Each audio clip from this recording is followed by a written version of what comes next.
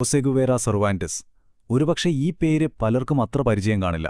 പക്ഷേ L Mencho എന്ന് കേട്ടാൽ ലോകം വിറയ്ക്കും. മെക്സിക്കോ കണ്ട എക്കാലത്തെയും ക്രൂരനായ, അതിശക്തനായ ഒരു മയക്കുമരുന്ന് സാമ്രാജ്യത്തിന്റെ അധിപൻ.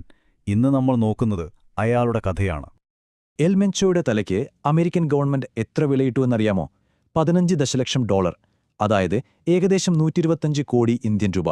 ഒന്ന് ആലോചിച്ച് നോക്കൂ, ഈയൊരൊറ്റ തുക മതി അയാൾ എത്രത്തോളം അപകടകാരിയായ ഒരു കുറ്റവാളിയായിരുന്നുവെന്ന് മനസ്സിലാക്കാൻ. അപ്പോ ആ വലിയ തിരച്ചിലിന് ഒരു അന്ത്യം വന്നു.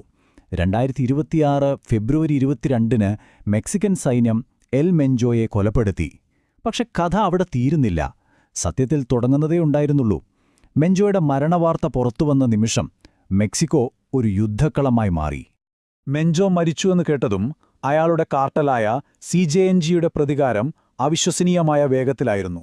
രാജ്യത്തെ 8ഓളം